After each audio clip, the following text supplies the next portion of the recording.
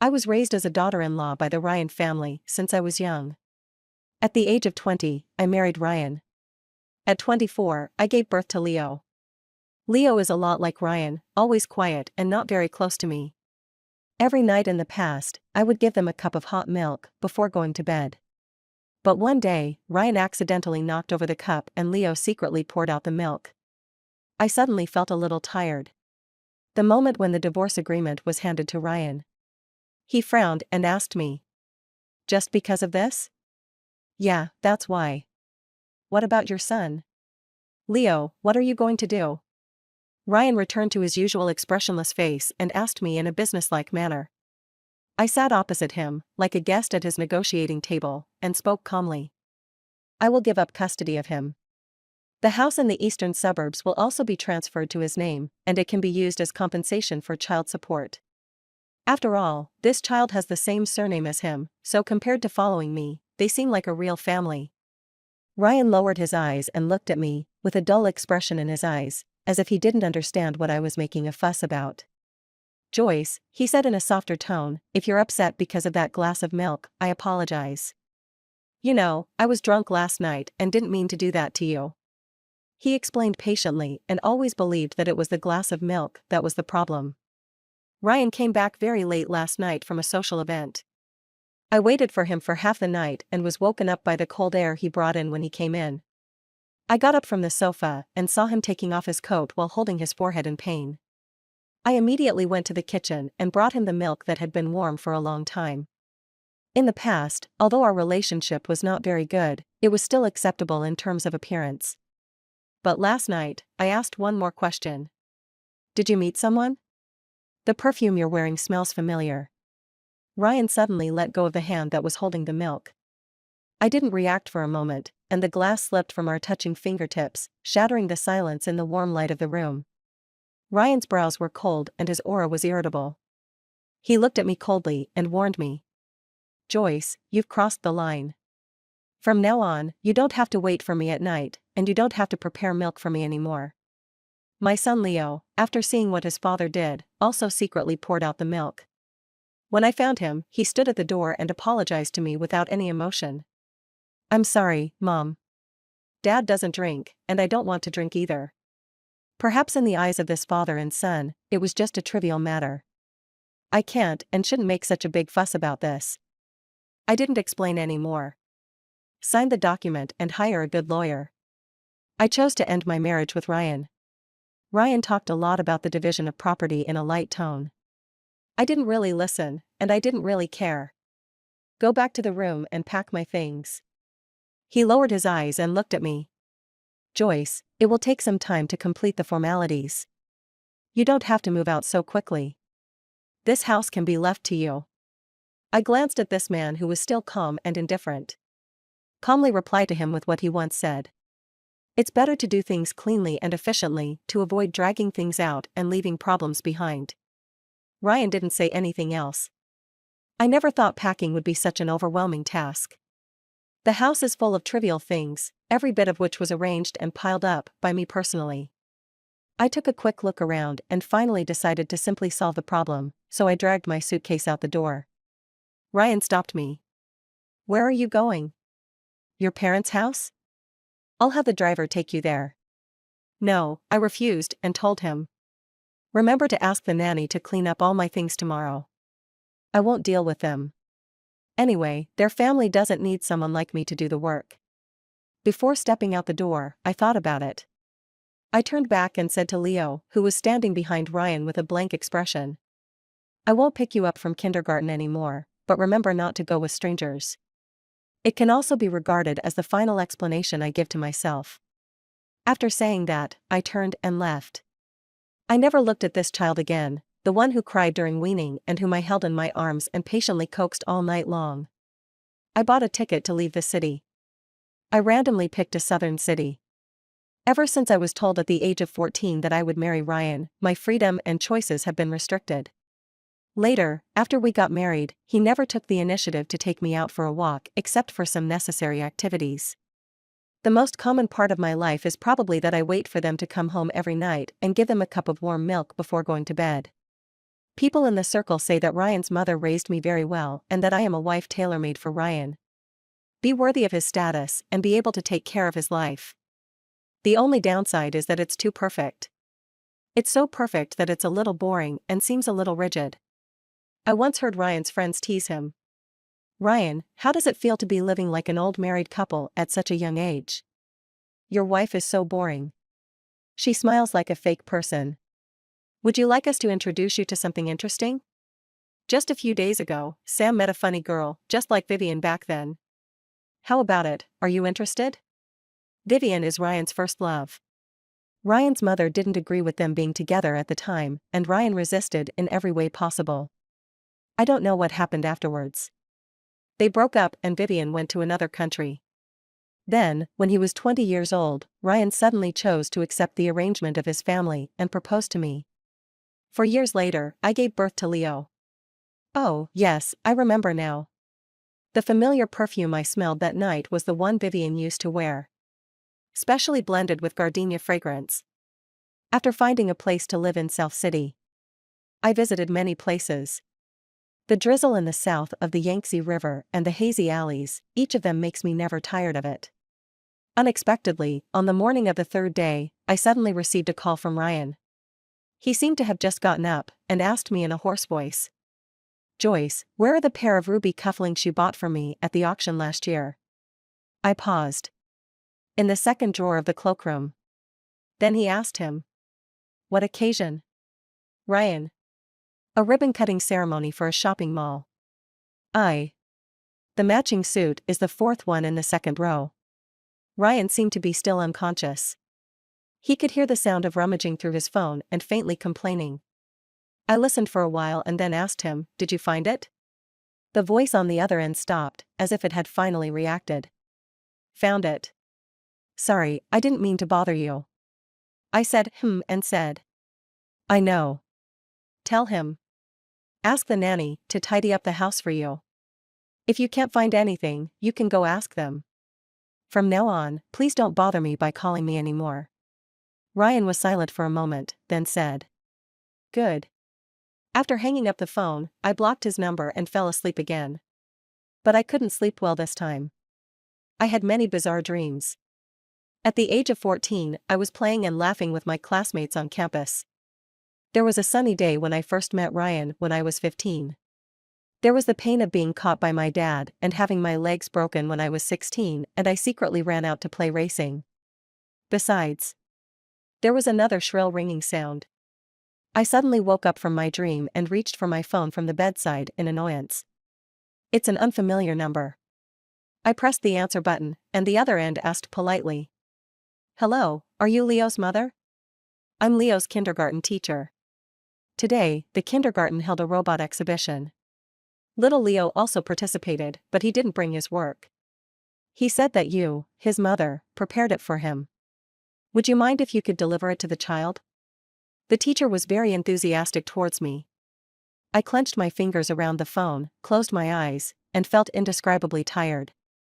Not long ago, I was sitting in the living room, looking down at the video drawings, studying them frame by frame, doing Leo's handicrafts for him. It's just that we moved too fast that day, and the robot was still a work in progress. I looked at the bright sun that was already high in the sky outside the window and whispered to the teacher. I'm sorry, teacher. I no longer have custody of Leo, and I won't take care of him anymore. And, is he with you now? Oh, the teacher was quite embarrassed. Yes, little Leo is right next to me. I sighed. Could you please turn on the speaker? Okay. Thank you. There was the sound of a cell phone shaking from the other side, followed by silence. I think Leo can hear it. I whispered. Leo, the robot is in the toy box in your room. You can call your dad to send it to you, or you can ask anyone else to send it to you, but from now on, I hope you won't call me anymore. I won't pick you up or help you with handicrafts. You know, I'm no longer your mother. After saying that, I apologized to the teacher again and hung up the phone. It is really sad to say these words to the child that you gave birth to with half your life. I can't remember when Leo started to become more and more like Ryan. Ryan and I were destined to be together a long time ago. When I was 14 years old, my grandfather, father, and the elders of Ryan's family came out of the study with smiles on their faces. I was trained as a daughter-in-law by their family. When I was in school, many classmates envied me for my wealthy family. I didn't refute and could only smile bitterly. I have a comfortable life, but I don't have freedom. I didn't do well in the high school entrance examination. In the middle of the night, my mother became more and more angry, thinking that I had embarrassed her, so she broke into my room, pulled me up, and slapped me in the face. When I was in high school, I was in love with another classmate, and my dad slapped me again. Told me that if I didn't want to marry Ryan, I would have to marry some other entrepreneur who was almost 20 years older than me. I first met Ryan when I was 15. Under the arrangement of the two families. Ryan back then was different from now. He was a boy who loved to laugh and showed his emotions on his face. I don't have a deep impression of him. All I remember is a white shirt against the sky blue sky and a pair of eyes full of emotions. Later, I heard that he was in a cold war with his family because of his first love. I admire and envy her.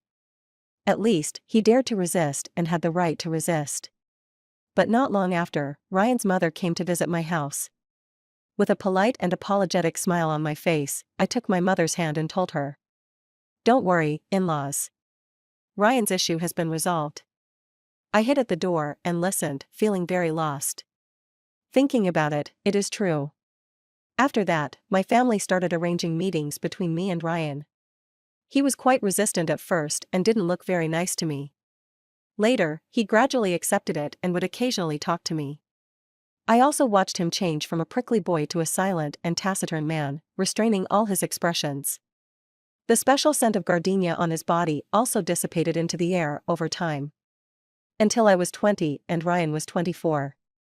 On the way to a cocktail party in City C, we unexpectedly encountered a landslide and were trapped in the car. Ryan and I were buried together for a day and a night. When I was rescued, my last memory was that his arm covering my body was pierced by the collapsed car body, and his flesh and blood were blurred. When he woke up, he proposed to me. Asked me in front of everyone, "Joyce, will you be my wife?" At that time, I looked at his arm wrapped in white bandages. Remembering that we were trapped in the car, he nervously called my name and asked me to. "Joyce, don't sleep. If you fall asleep now, you will really lose your freedom." Somehow I placed my hand on his palm. I also ignored the fact that his eyes were downcast, calm and peaceful, as if he was completing a ritual that had to be completed. So we got married. 4 years later, as everyone wished, they had a child. When Ryan was born, he was loved and spoiled by both families. Ryan's mother believes that he needs the most elite education, like Ryan. So he poured out the glass of milk and said sorry to me with the most innocent face in the same way as his father, but did what he took for granted. I don't know what this father and son are thinking. Just 1 week. I got another call from Ryan. He used another number. Because I blocked him. It's not like Ryan to be so slow. After the call was connected, there was silence on the other end for a few seconds. Just when I was about to hang up for no apparent reason, Ryan's voice came over. "Joyce." He called my name. "Your parents said you didn't come home. Where did you go? South City?" He checked me. I know he has the ability. But there was unspeakable anger in my heart. During our 9-year marriage, he was indifferent and distant, and he and I were like passers-by living under the same roof. In just half a month, he has called me more times than he used to call in a year. I sent him a message before. "Will you go home for dinner tonight? Are you in a meeting? Does your stomach hurt? Do you want me to make some porridge for you?" He replied me at most one. What's left is my own piece of green." Now he acted as if nothing had happened. He asked me hoarsely on the phone. "Joyce, I feel a little upset from all the drinking I did at the social gathering today. Where did you put your medicine at home? Also, Leo caught a cold from a classmate in kindergarten. His fever reached 38 degrees, and he kept complaining about being uncomfortable. What did you do to make him feel better?" I was beyond angry.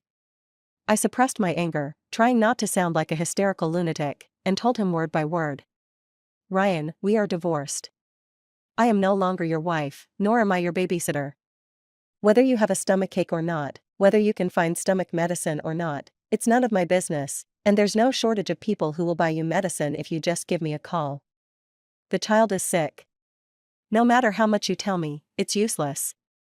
I'm not a doctor, and I've never seen a father ask the child's mother what to do at a time like this. I don't know what you want to do, maybe you are unwilling, or maybe you are used to my care. But Ryan, I don't want to say anything too harsh. We are over. Don't bother my life anymore. Do you understand? After saying this, I hung up the phone completely. He turned over his phone, found the SIM card, and threw it into the trash can. In today's society, basically everything is tied to a mobile phone card. I didn't expect Ryan and Leo would call me every now and then. Naturally, I don't think Ryan still has feelings for me. It's just that I've been taking care of them for a long time, so it's hard for me to get used to it for a while. I applied for a new card and withdrew some cash. I signed up for a scientific expedition and went to the Northwest with them. This is a project I saw online. When it was first brought up, Ryan said he didn't have time. His friend laughed and said, "This is too shabby. Joyce, for Ryan's status, it's embarrassing to take such a cheap tour." I smiled and said nothing more. At the time, I thought it was just a passing thought. Their family would not allow me to act so recklessly. I didn't expect it to be so easy now. When a shackle is broken, the person who is bound will start to struggle from the bottom of his heart. The day we set out with the scientific expedition team. The sky is clear. The journey is by train. The train was shaking all along the way, and every time I was deeply trapped in a difficult dream, I would be slowly awakened by it. The sky suddenly brightens, and everything becomes chaotic and confusing. The scientific expedition was conducted in the form of a Qinghai Gansu Grand Loop. Starting from Xining, we go to Shaka, Qinghai, passing the Karhan Salt Lake, and stopping at Decaden, Xiacadan, and Devil City. Mogao grottos rise from the desert, and Crescent Lake is quiet at night. Travel to Dunhuang and pass through Jiaguan, where you will see countless colorful donxia along the way. The people in the scientific expedition team are mainly geologists. They all look like they are not good at speaking, but they can talk eloquently to a pile of dirt, a blade of grass, or an unknown wild flower. Occasionally humorous, sometimes funny. The vast and sparsely populated Northwest is filled with strong vitality. There is no denying that my good family background and the training I received from the Ryan family over the years allowed me to see many things that others cannot access. In the past, I believed that going out for a walk would be more fun if I were with my family. But now, we hike in Yadin and camp in the desert. The burnt lamb and the dust made me see the brighter stars in the sky. I knew Ryan would still find out about my schedule, but that didn't matter anymore. Later, after the Northwest Loop was completed, I added the contact information of this group of new friends. After a few days of city cleanup, we set off again on the Sichuan-Tibet line. The moment we climbed MT Everest. I have severe altitude sickness. Shortness of breath, splitting headache. I almost thought I was going to die on this highest mountain. But in the distance, the sun was shining on the Golden Mountain, and everyone on the top of the mountain was shouting. I burst into tears in this warm and chaotic atmosphere. The team was busy giving me oxygen and feeding me high-sugar drinks. Thinking that I was feeling too uncomfortable, they tried to comfort me. "Hey, don't cry, girl. It's okay. Your blood oxygen level has risen. Don't be afraid. We are here. You won't die. Yes, big sister, you are so young, you will be fine. There is still a long way to go. How can you just get there?" I cried so hard that I couldn't speak, but was finally amused to the point of laughing. With their help, I stood up from the snow, faced the Golden Mountains in the distance, and welcomed my new life. No matter how many shackles there are, no matter how difficult the journey is, I can make it to the top alone, right? After I came back, I got back to some of my old hobbies. For example, extreme sports, such as racing. For example, getting a puppy that I like. Before I got engaged to Ryan, I was actually a very laid-back and cheerful person. Love all things alive. But later on, I even lost my freedom. How can we talk about love?